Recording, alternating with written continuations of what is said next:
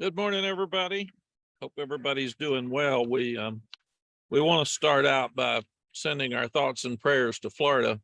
We've got a lot of staff members that have families there and a lot of players from South Florida. And it's a tough hurricane, and some can't leave because they're older and have older grandparents. So again, for everybody in South Florida, we're thinking about you. North Carolina, we've had our share of hurricanes, and we know how devastating they can be. So, and we're trying to keep contact with our players and their families and our staff and their families. So we'll continue to do that.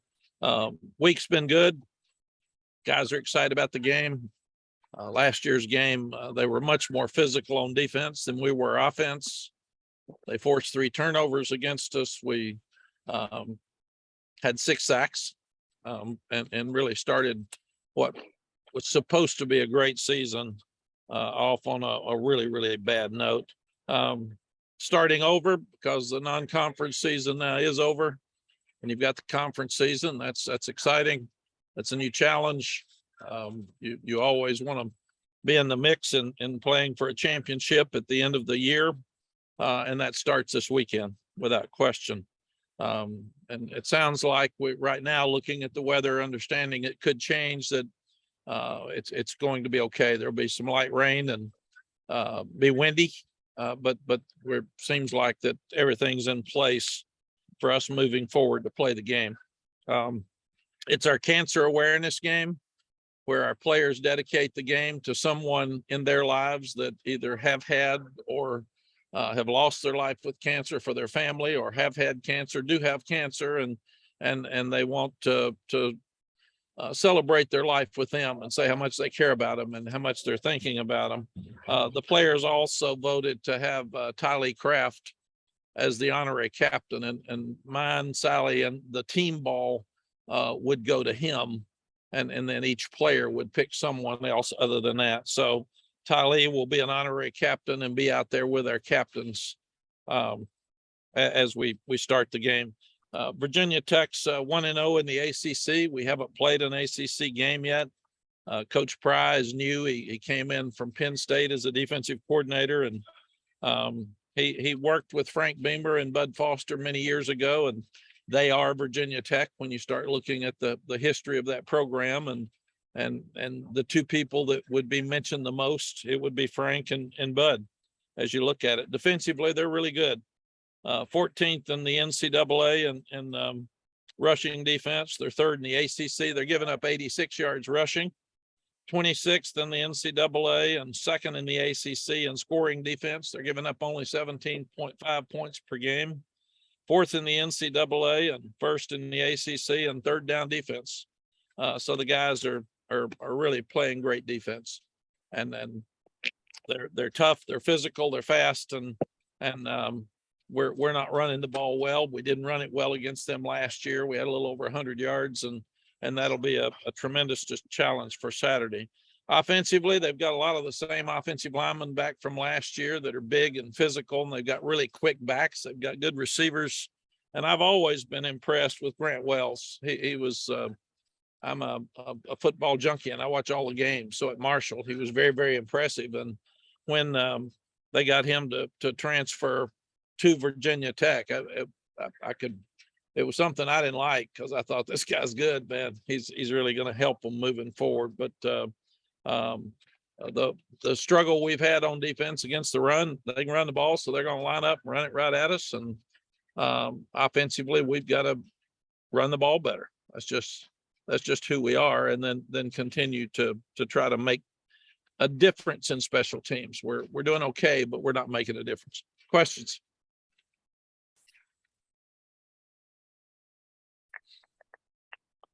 All right, thanks, Coach. Our first question will come from CL Brown.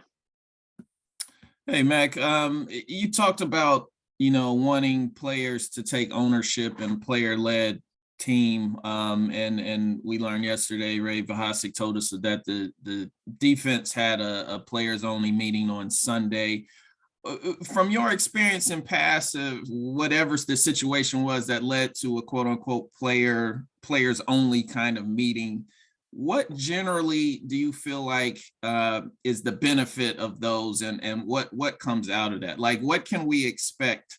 And I'm not even talking about X's and O's here, but just what do you expect after players kind of take that initiative to try and iron things out? CL, it's pretty much just a group meeting to say, come on, guys, let's all do everything we can do. We're inconsistent.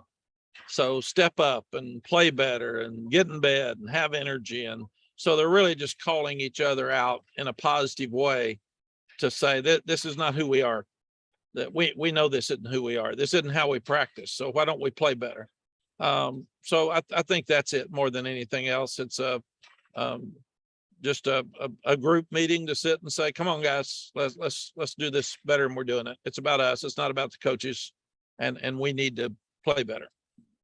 And a follow-up on the running backs, as you talked about wanting to see if two guys kind of step forward and emerge from that. Has there been some progress you can tell us about on that end? I think we'll have to wait and see on Saturday. Really, practice is different. You know, you have a lot of thud work, but you don't tackle in practice during the season, and so it's hard to tell if a running back's doing a lot better things when you're not tackling them. I think the biggest thing is none of these guys have started games before this year, so we're still trying to figure out who we are at running back, and probably, I mean, Caleb and DJ have played more than the others, but we've still got a lot of question marks and who should be out there every time, and trying to get rid of the inconsistency in our running game. Luciano, go ahead. Hey, Coach. Thanks for your time. I hope you're doing well. Virginia Tech ranks 110th in the nation rushing offense. Do you see this game as an opportunity to work on your run defense? Well, we just haven't been very good, and in fact, we've been poor in run defense, and I'm sure they're coming in looking at improving their run defense. I mean, their run offense against us, because we haven't stopped the run, and the same thing with us. We're working every day to try to do a better job of stopping the run, because for 100 years in college football, if you can run it and stop the run, you're probably going to win most of the games. And right now we're not doing either one very well.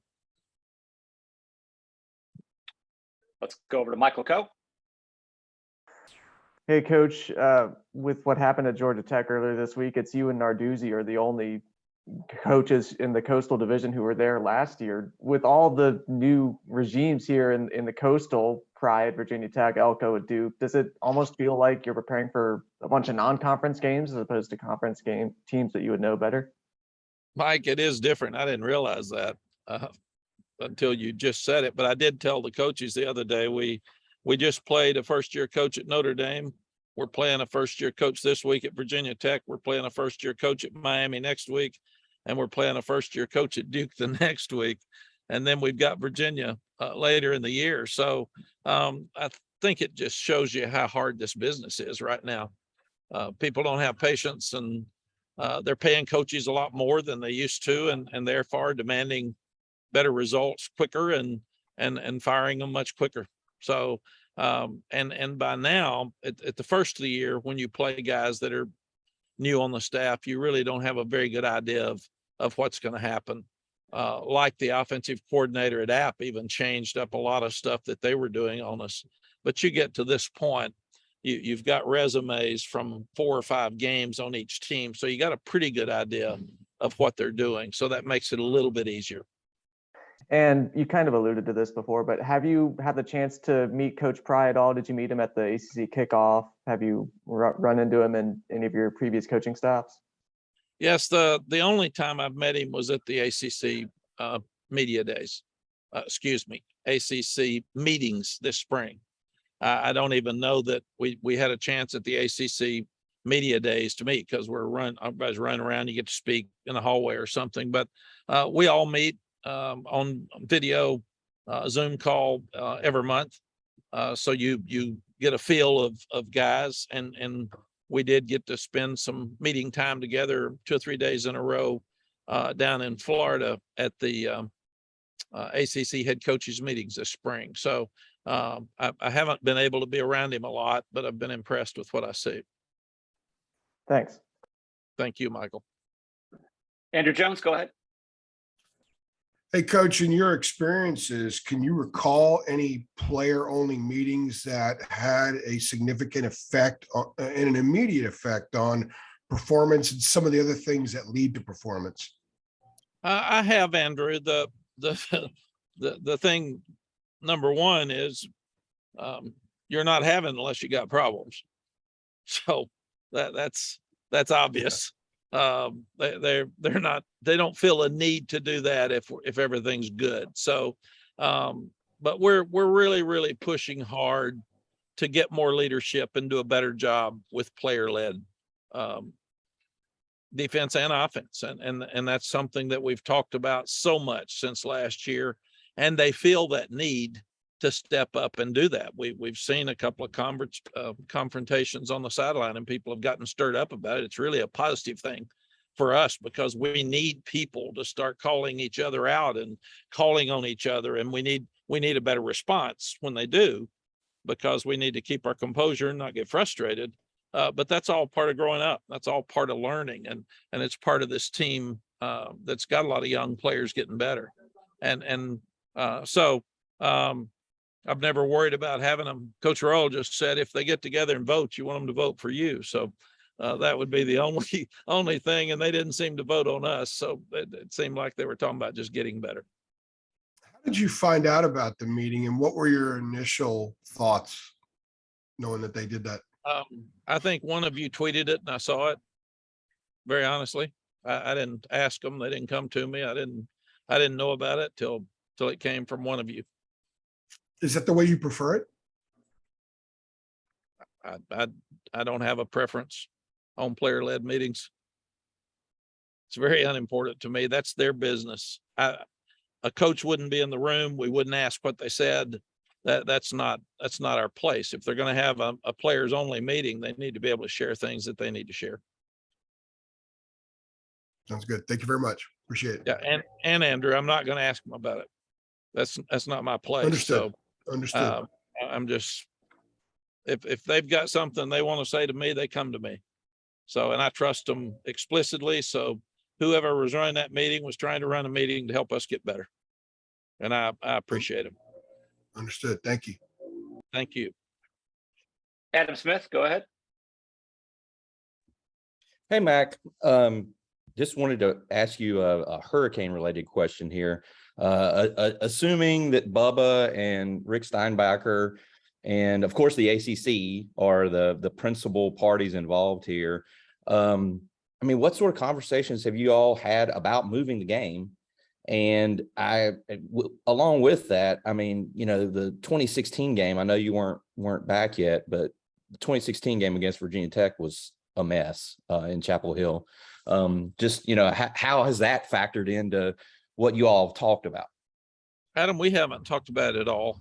I check weather every day, and we our training staff and strength staff actually looks at and records what the weather is like wherever we're going to play during the time we're going to play, or really at the time we go on the field till the end of the game every week. And it looks like there's going to be 12-mile-an-hour winds.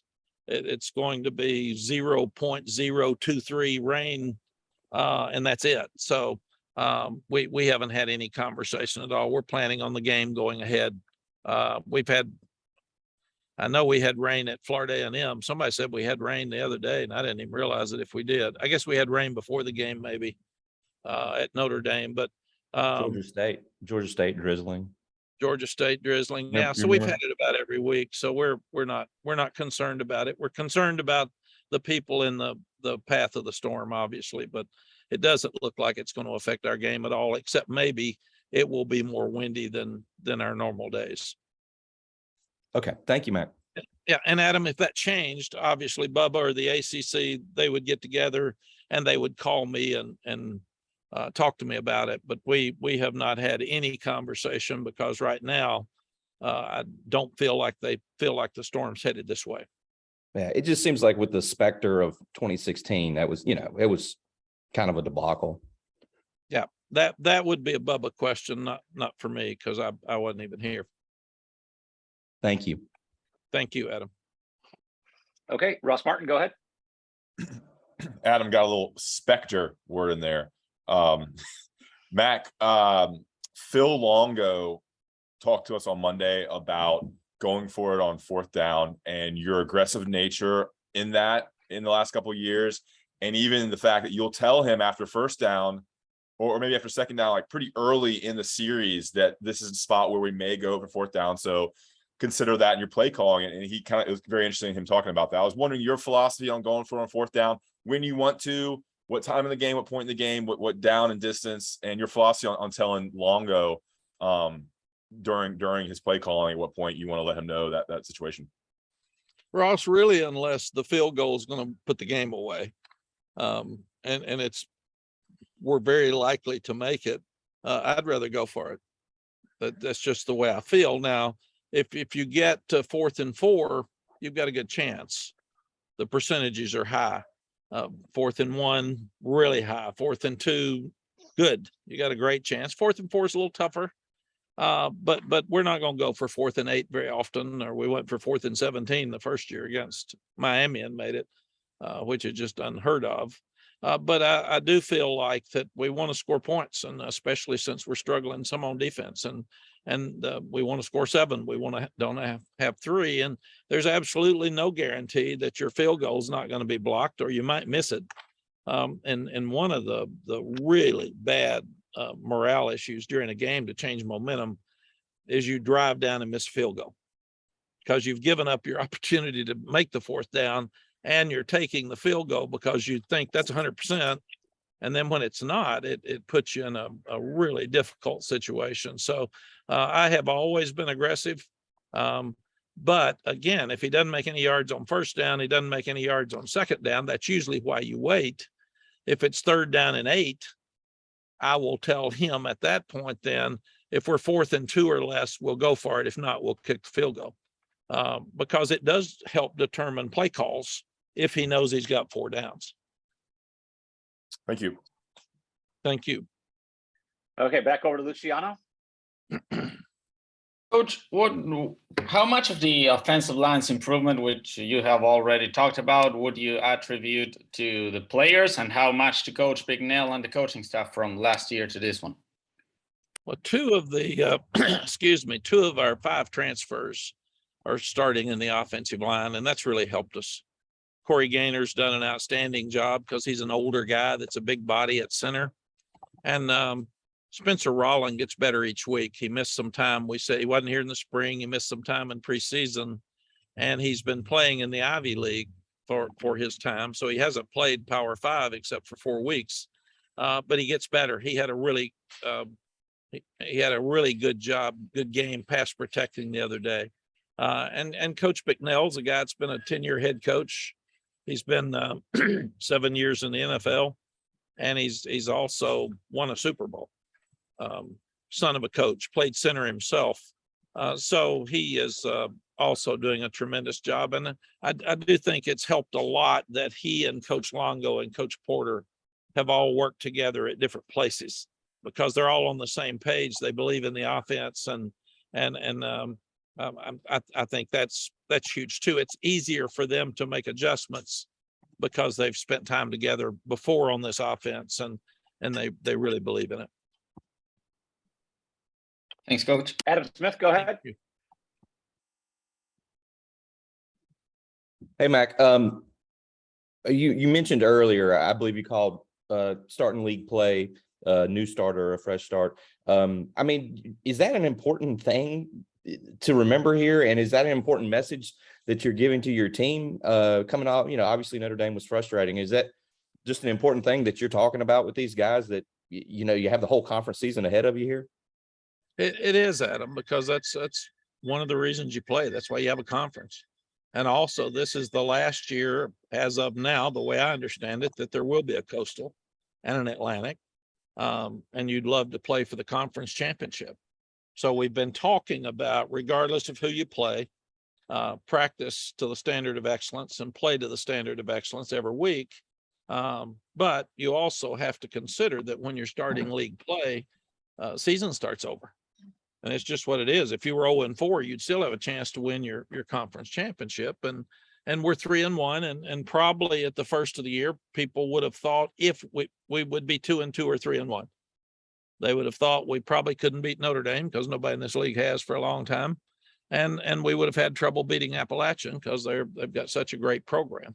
And we won one of those and lost one of those. So we're probably where someone would have thought or ahead going into conference play. And then it's unique that we played Virginia Tech in the opener last year and got whipped, and we're a top ranked team. And that kind of put us in a tough spot with a lot of negativity to start the season with. And really, we're kind of starting the season with them again this year. I do think the fact that we've been exposed in some areas over the last 4 weeks should help us Saturday, because we know, and Virginia Tech knows exactly what our issues are and what we're good at and what we're not. And we know what we've got to fix. It's there's no question mark about what they're going to try to do Saturday. And that's what college football is all about. We've got to step up and counteract what they're going to do. Thank you. Thank you. Okay, our final question today will come from Michael Coe. Mack, you were very complimentary of the atmosphere for the Notre Dame game last weekend. You said it was going to be one of the best ones since you've been back. Are you kind of, I know the Virginia Tech game is a sellout this weekend, but are you kind of tempering your expectations in that regard because of the forecast? No, I'm one thing I don't want to do is not be sensitive to people who are trying to stay alive with the hurricane. So, I mean, to talk about everybody get to the game, and I mean, we've got a lot of people in harm's way out there. So I do want that to be the most important message leaving here today, is that take care of yourselves and hope everybody gets out of this thing safe. Secondly is our crowd was great last Saturday, and I want it to be the same this Saturday. Bring a rain jacket. If it's going to sprinkle, we need your help. We need a great atmosphere on Saturday. It was so good last Saturday, and it really helped us in recruiting a lot of the guys that were here, and top prospects across our footprint were here, and commitments were here, and they were all excited about seeing themselves play in an environment like that each week. And we need the fans more than ever this week after a loss. And our students have been absolutely unbelievable. I know they'll be there, whether it's raining or not, because they've been there regardless of how we've played or what we've done for the 4 years we've been here. So I appreciate them so much. But the one thing I'm so proud of this team for is the way they fight every week. They've tried every week, and that's all you can ask a team. It's our job to get them better. But the fourth quarter Saturday, they were fighting as hard in that fourth quarter as they were the first quarter, and that's what fans should appreciate. And that's what you ask your team to do. You want them to represent you properly, and you want them to give you everything they've got. And so far, to my knowledge and watching, and I'm trying to be really honest and hard on them, they are trying so hard. And that's what led to the player-led meeting, I'm sure. And they want to get this thing fixed. They want to be good. And everybody works hard in the country. Not everybody plays hard every Saturday. And that's what this team's done so far. They've given us 4 Saturdays where they've played really, really hard. And I said it Monday, but they had an opportunity. They could have laid down and quit on Saturday because they got behind. They got in trouble right before the half, and right after the half, things looked really bad. We had the tough call on the 4th down with them going in. I thought there was a couple of things there with a possible false start, and then the 4th down call that went against them. They kept playing. So it was just they didn't gripe. They didn't really get frustrated. They just kept playing. And Jeremy's got a call from home, I think. I don't know what it is. But with even so proud of Will Hardy, as I said Monday, batting that ball loose at the goal line at the end, just to try to make a play. And if they'll keep trying that hard, we're going to be fine. And that's just what we've got to do. And just one more quick one. How has Noah Burnett looked taking kickoffs in Jonathan's place so far? He's looked good. He's kicked them in the end zone since he's been here, and Jonathan's just the best in the country, or one of the best, because he kicked them out all the time. So we just haven't seen Noah do it in a game.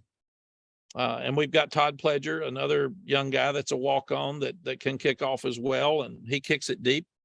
So that's just something else. We'll have to see how it goes on Saturday. And the wind may be a huge difference, because you usually aren't looking at 12 to 13 mile an hour winds. And it seems like that more than the rain, the wind could be a factor in the game, especially the kicking game, maybe the deep passing game on Saturday, because we usually don't see that type wind.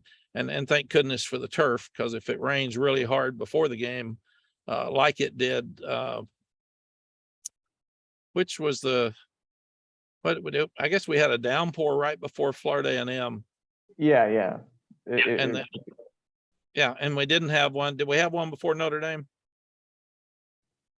Maybe brief. No, I think it was Florida A&M, I think, but you couldn't even tell on the field. It made no difference. So that's why I'm not concerned about how much it rains between now and game time. The field will be very playable if it's raining during the game. We've practiced during the rain. We've played during the rain. So I do think the wind would be a bigger concern than the rain on Saturday, from what I can tell. Thanks, Coach. Thank you. All right, Coach, that's the last one we had for you. Appreciate your time this morning. Thank you, Mark. See you guys on Saturday.